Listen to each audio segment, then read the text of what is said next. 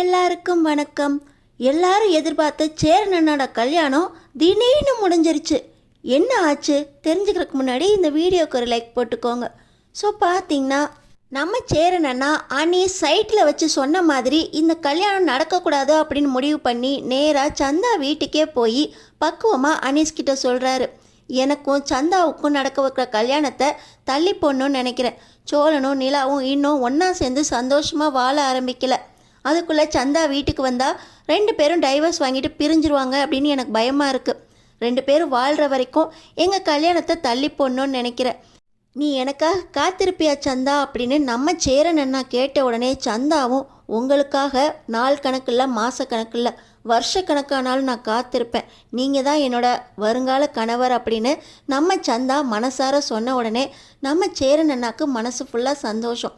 முதல்ல சோழனும் நிலாவும் சந்தோஷமாக வாழ ஆரம்பிக்கணும் அப்படின்னு மனசார நினச்சிக்கிட்டு அவர் கல்யாணத்தை மனசு வலியோட தள்ளி போட்டிருக்காரு. ஆனால் பார்த்தீங்கன்னா அனீஸ் பையாக்கு தான் மனசு ஃபுல்லாக வலிக்குது. எப்போ மறுபடியும் அந்த தாய் மாமா சந்தாவை தேடி வருவாரோ, சந்தாவை மறுபடியும் பீகாருக்கு இழுத்து போயிட்டா சந்தாவோட வாழ்க்கையை காப்பாற்ற முடியாது, அவன் நினச்ச மாதிரி சந்தோஷமான வாழ்க்கை அமையாதே, அவளுக்கு பிடிச்ச வாழ்க்கையை அமைச்சு கொடுக்கணுமே அப்படின்னு பயந்துக்கிட்டே இருக்காரு மனசுக்குள்ளேயே. இப்போ நம்ம சேரன் அண்ணா வீட்டுக்கு போகிறாங்க.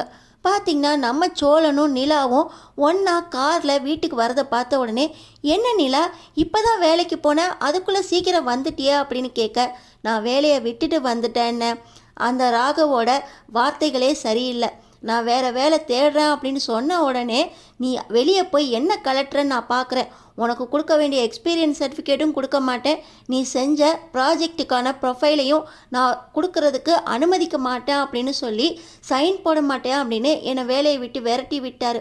அவரோட வார்த்தைகளே சரியில்லை, அதனால் நீயும் வேண்டாம் உன் வேலையும் வேண்டாம் அப்படின்னு அப்படியே வேலையை விட்டுட்டு வந்துட்டேன்னே. எனக்கு என்ன வேலையாக கிடைக்காது, என்ன எக்ஸ்பீரியன்ஸ் சர்டிஃபிகேட் கிடைக்காது, மறுபடியும் ஃப்ரெஷராக வேலை பார்க்கணும், நான் வேறு வேலை தேடிக்குவேன், இல்லாட்டி என் ஃப்ரெண்டு திவ்யாவோட ஃப்ரெண்ட்ஸ் எல்லாம் புது கம்பெனி ஆரம்பிக்கிறாங்க, அந்த கம்பெனிக்கு இன்வெஸ்ட்மெண்ட் பண்ணால் போதும், என்னையும் ஒரு பார்ட்னராக சேர்த்துக்குவாங்க, எல்லாத்துக்கும் கொஞ்சம் இன்வெஸ்ட்மெண்ட் பணம் தான் என்ன வேணும், என் ஃப்ரெண்டுக்கிட்ட சொல்லி நிறைய ப்ராஜெக்ட் வாங்கி செஞ்சு கொடுத்தேன்னா 50% எனக்கு ஷேர் கொடுப்பா, அதுலேருந்து பணத்தை சேர்த்து கண்டிப்பாக நான் இன்வெஸ்ட் பண்ணி புது கம்பெனி ஆரம்பிக்கலாங்கிற நம்பிக்கை இருக்கா அப்படின்னு நம்ம நிலா சொன்ன உடனே நீ நல்லா வருவப்பா, ராத்திரி பகலாக நீ உழைச்ச உழைப்புக்கு உன்னோட திறமைக்கும் கண்டிப்பாக நீ வாழ்க்கையில் நல்லா வருவப்பா அப்படின்னு நம்ம சேரனை நான் சொன்ன உடனே எனக்கு மனசுக்கு தெம்பாக இருக்கண்ணே, நான் வேலையை விட்டு வந்துட்டோமே அப்படின்னு ரொம்பவே கவலைப்பட்டேன். ஆனால் சோழன் தான் எனக்கு நிறைய நம்பிக்கை கொடுத்தாரு, நீங்களும் எனக்கு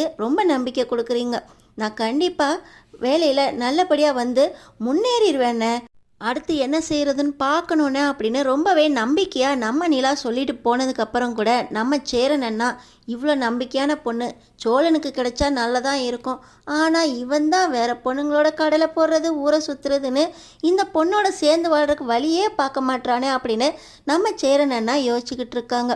இன்னொரு பக்கம் பார்த்திங்கன்னா பாண்டி நம்ம நம்பரை இப்படி பிளாக் லிஸ்ட்டில் போட்டாலே, ஃபோன் பண்ணாலும் எடுக்க மாட்டா, வீட்டு வாசல்லே நின்னாலும் கண்டுக்கவே மாட்டாளே அப்படின்னு ரொம்ப கவலையோட வீட்டுக்கு வந்துடுறாரு. ஆனால் பாண்டி வந்துட்டு போனதா அவங்க அப்பா சொன்னதுக்கப்புறம் இந்த வானதி யோசிச்சுக்கிட்டே இருக்காங்க. அவங்க அம்மா என்ன சொன்னாங்க, பசங்க அவங்க வீடுன்னு வந்துட்டா யாரையுமே பார்க்க மாட்டாங்க, ஆனால் நீ எங்களையெல்லாம் போலீஸில் மாட்டி விடுறது வரைக்கும் போயிட்டியே, நீ எப்போ பார்த்தாலும் அவன் பின்னாடியே சுற்றுறதுன்னு இருந்த, உனக்கும் ஆம்பளைங்களுக்கும் எவ்வளோ வித்தியாசம் பார்த்தியா, எல்லாருமே எங்களை மாதிரி இருப்பாங்களா, நீயே எங்களை வேண்டான்னு விட்டப்போ கூட நாங்கள் தான் உங்களை ஆதரித்து வச்சதோ அப்படின்னு சொன்னது வானதியோட காதில் விழுந்துக்கிட்டு இருக்கு. இன்னொரு பக்கம் என் குடும்பமா இல்லை நான் வேணுமா அப்படின்னு வர்றப்போ நீ என்ன பாண்டி யோசிப்பா அப்படின்னு பாண்டிக்கிட்ட இந்த வானதி கேட்டப்ப என் குடும்பம் தான் முக்கியம் அப்படின்னு பாண்டி சொன்னது ஞாபகத்துக்கு வருது. அதே போலவே நடந்துக்கிட்டானே பாண்டியை நம்ம மறுபடியும் லவ் பண்ணலாமா, அவனை பிளாக்ல போட்டதுக்கப்புறம் நமக்காக ஃபோன் எத்தனை பண்ணான், மெசேஜ் வேற பண்ணியிருக்கான், இப்போ வீட்டு வாசல்லே வேற வந்து நின்றுருக்கான், என்னைக்காவது செட்டு வீடை தாண்டி நம்மளை தேடி வந்ததே இல்லையே, இவனை நம்பலாமா வேண்டாமா அப்படின்னு யோசிச்சுக்கிட்டே சரி போய் பாண்டியா அவன் வீட்டில் வச்சு அவன் சட்டையை பிடிச்சி கேட்பான், அவன் குடும்பத்து முன்னாடியே இந்த குடும்பத்தை விட்டுட்டு என்னை கல்யாணம் பண்ணிக்குவியா அப்படின்னு கேட்டுருவான் அப்படின்னு இந்த வானதி பாண்டியோட வீட்டுக்கு வர்றதுக்காக கிளம்பிட்டாங்க. வானதி இப்போ பாண்டியோட வீட்டை நெருங்கிட்டாங்க. இன்னொரு பக்கம் பார்த்தீங்கன்னா அனீஸுக்கு ஃபோன் கால் வருது. அதாவது அவங்க மாமா பையன் மறுபடியும் சென்னைக்கு நம்ம சந்தாவை தேடி வந்துட்டாங்க, எங்கேயாவது போய் ஒளிஞ்சுக்கோங்க அப்படின்னு அவங்க ஊர்லேருந்து கால் வரவும், ஐயோ எதை நினச்சி பயந்தோமோ அது இவ்வளோ சீக்கிரம் நடக்குதே, அந்த மாமங்கிட்டேருந்து எப்படி காப்பாற்றுவேன்? போனதையாவது 2 நாளைக்கு முன்னாடியே நம்மளுக்கு விஷயம் தெரிஞ்சிச்சு. சந்தாவை சேரன் பையா கூட அவங்க ஊருக்கு அமுச்சு வச்சிட்டேன். இப்போ நான் எங்கே போய் எப்படி ஒளிச்சு வைப்பேன்? சந்தா உன்னை எப்படி காப்பாற்ற போகிறேன்னு தெரியலையா அப்படின்னு சொல்லி சந்தா கிட்ட புலம்பிக்கிட்டு இருக்க. இப்போ சந்தா நான் நேராக சேரன் பையா வீட்டுக்கு போகிறேன் அப்படின்னு நம்ம சந்தா கிளம்பி வந்துடுறாங்க. ஒரே நேரத்தில் வானதியும் சந்தாவும் வீட்டுக்குள்ளே நுழையும் போது வானதி, என்ன இவங்க கல்யாணத்தை பற்றி யோசிக்கிற மாதிரியே தெரில, இவளால் தான் ஏன் கல்யாணமும் நின்று போச்சா அப்படின்னு இந்த வானதி நம்ம சந்தாவை முறைச்சிக்கிட்டே உள்ள நுழையிறாங்க. இன்னொரு பக்கம் சந்தா அப்படியே முழு பதட்டம் பயம் இது ஃபுல்லாக நிறைஞ்ச மனசோட வீட்டுக்குள்ளே வராங்க. சந்தா வீட்டுக்குள்ளே வந்தோடனே, இப்போ தானேப்பா நான் உன் வீட்டிலேருந்து வந்தேன், என்னாச்சுப்பா அப்படின்னு சேரன் அண்ணா கேட்குறாங்க. இன்னொரு பக்கம் பாண்டிக்கு வானதியை பார்த்த உடனே பயங்கர சந்தோஷம். இரு பாண்டி, உன் வீட்டில் என்ன நடக்குதுன்னு நான் பார்க்கணும், கொஞ்ச நேரம் நீ பொறுமையாக இரு அப்படின்னு பாண்டிக்கிட்ட சொல்கிற வானதி இப்போ அவங்க வீட்டில் என்ன நடக்குதுன்னு பார்த்துக்கிட்டு இருக்காங்க. இன்னொரு பக்கம் வானதி வீட்டுக்கு என்ன தேடி வந்துட்டா அப்படின்னு பாண்டி மனசு ஃபுல்லாக ஒரே சந்தோஷம். இப்போ சந்தா கிட்ட நம்ம சேரன் அண்ணா பேசிக்கிட்டு இருக்காங்க. என்னாச்சு சந்தா, உன் முகம் பழசு மாதிரியே இல்லையே, என்ன ஆச்சு, என்ன பிரச்சனை அப்படின்னு கேட்க, இப்போ சந்தா ஹிந்திலேயே தன்னோட தாய் மாமா தன்னை தேடி சென்னைக்கு வந்துட்டாரு, அவர் பெரிய ரவுடி, அவர் என்னை கல்யாணம் பண்ணுறதுக்காக தான் தேடி வந்திருக்காரு, அவர் கையில் மாட்டினேன்னா என்னை பீகாருக்கு இழுத்துட்டு போயிடுவார், என் குடும்பமே அவர் பின்னாடி தான் இருக்குது, அவர் வார்த்தையை தட்டவே மாட்டாங்க, எனக்கு அவரை கல்யாணம் பண்ணி வச்சிருவாங்க, எனக்கு இது பிடிக்காம தான் அண்ணன் அனீஸோட வீட்டுக்கு வந்துட்டேன், ஆனால் இப்பையும் அந்த மாமா என்னை தேடிட்டு தான் வந்திருக்காரு, ஏற்கனவே ஒருக்கா உங்களால் தான் தப்பிச்சேன், இப்போ என்ன பண்ணுறதுன்னு தெரியல, அட்ரஸ் எல்லாம் தெரிஞ்சுக்கிட்டு வந்துட்டாரோ அப்படின்னு ஹிந்தியிலே சொல்கிறாங்க.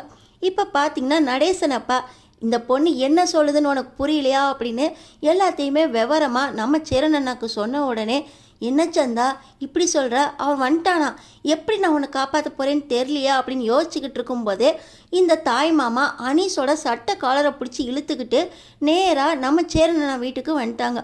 நம்ம சேரன் அண்ணாக்கு என்ன பண்ணுறதுனே தெரியல.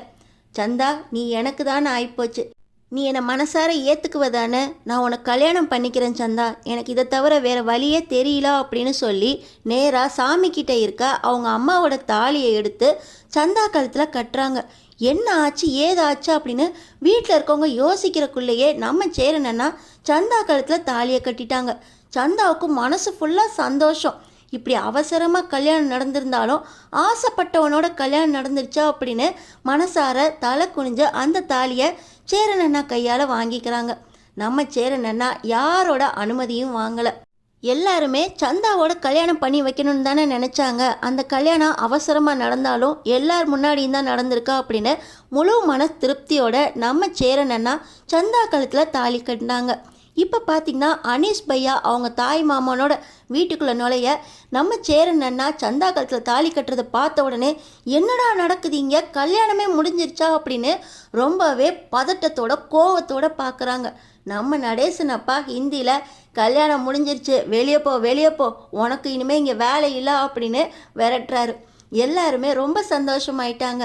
எங்களை மீறி வெளியால் எவனும் வீட்டுக்குள்ளே நுழைய முடியாது, நீ யாருடா அப்படின்னு நம்ம சோழனும் நிலாவும் இப்போ சந்தாவோட தாய் மாமாவை பற்றி கேட்க, தாய் மாமா இவ என் முறை பொண்ணு, இவ கழுத்தில் தாலி கட்டுறதுக்கு நீ யாருடா அப்படின்னு சண்டைக்கு வர, இப்போ வானதி இவங்க இந்த வீட்டு மருமக, இந்த வீட்டு பொண்ணு, இந்த வீட்டிலேருந்து ஒரு துரும்ப கூட ஒன்னால் வெளியே எங்கேயும் கூட்டிகிட்டு போக முடியாதா அப்படின்னு வானதியும் சண்டைக்கு வராங்க. நடேசன் அப்பா எல்லாத்தையும் அங்கே மொழிபெயர்த்துக்கிட்டு இருக்காரு. இந்த தாய் மாமனுக்கு என்ன பண்ணுறதுனே தெரில. அவன் ஒத்த ஆள், இங்கே இருக்கிறது 4 பேர் ஒன்றா சேர்ந்து தாய் மாமா எதிர்த்து வந்தால் அவனால் ஒன்றும் செய்ய முடியுமா? அனீஸ்கிட்ட ரொம்ப கோவப்பட்டு, நீ நினச்சதை சாதிச்சிட்டில, உன்னை நான் பார்த்துக்கிறேன் அப்படின்னு கோவமாக வெளியேறி போயிடுறாரு. இன்னொரு பக்கம் பாண்டி வானதியவே பார்த்துக்கிட்டு இருக்காரு. உன் கோவம் போயிருச்சா, எங்கள் அண்ணன் கல்யாணமும் நடந்து முடிஞ்சிருச்சு, அடுத்து நம்ம வழியும் கிளியர் ஆயிடுச்சு, நான் இனிமேல் உன்னை கல்யாணம் பண்ணுறதுக்கு ரெடியாக தான் இருக்கேன், ஆனால் நம்ம 2 பேருக்கும் புரிதல் இல்லைன்னு நான் புரிஞ்சுக்கிட்டேன், எப்போ பார்த்தாலும் நம்ம சண்டை போட்டுக்கிட்டே இருக்கோம்ல, இன்னும் கொஞ்ச நாள் காதலிக்கலாமே, உன் வீட்டில் நான் பர்மிஷன் கேட்குறேன் அப்படின்னு பாண்டி சொல்கிறாரு. ஆமாம் பாண்டி, நீ கல்யாணத்தை தள்ளி போட்டுக்கிட்டே இரு. எங்கள் வீட்டில் சம்மதிச்சிட்டாங்கன்னு உன்ட்ட சொன்னப்பயே சொன்னேன் எனக்கு கல்யாணம் பண்ணிக்கோ அப்படின்னு. இப்போ பாரு, நம்ம 2 பேரும் நல்லா சண்டை போட்டு பிரிஞ்சிருவோம் அப்படின்னு அவங்க சந்தோஷப்பட்டுக்கிட்டு இருக்காங்க. நீ என்னன்னா இன்னும் காதலிப்போம் கல்யாணத்தை தள்ளி போடுவோன்னு பேசிக்கிட்டு இருக்க. நீ என்ன முடிவு எடுக்கிறன்னு நான் பார்க்குறேன் அப்படின்னு மறுபடியும் வானதி பாண்டிக்கிட்ட சண்டை போட்டுட்டு அங்கேருந்து கிளம்பி போகிறாங்க. நம்ம சந்தாவுக்கும் நம்ம சேரன் அண்ணாக்கும் கல்யாணம் முடிஞ்ச சந்தோஷத்தில் நம்ம நிலா இருக்காங்க. அனீஸ் பையாவுக்கும் தாய்மாமனை பற்றி பயம் இருந்தாலும் இப்போ தங்கச்சிக்கு ஆசைப்பட்ட வாழ்க்கை கிடச்சிருச்சேன்னு சந்தோஷப்படுறாரு. நம்ம ஐயனார் துணை வீட்டில் யாருக்குமே ஒழுங்காக கல்யாணம் நடக்காது போல். ஆனாலும் பார்த்திங்கன்னா சோழனுக்கு நிலா நல்ல பேர். இப்போ சேரன் அண்ணாவுக்கும் சந்தாவுக்கும் ரொம்ப நல்ல பேர். பாண்டி வானதியை ரொம்பவே விரும்புகிறாரு.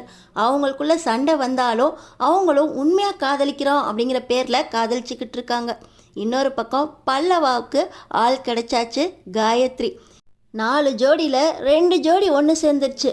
மற்ற 2 ஜோடி ஒன்று சேருமா இல்லை கலைய போகுதா? அவங்க கல்யாணம் எப்போ நடக்க போகுது, எப்படி நடக்க போகுது தெரிஞ்சுக்கிறதுக்கு நம்ம சேனலை சப்ஸ்கிரைப் பண்ணி தொடர்ந்து பாருங்கள்.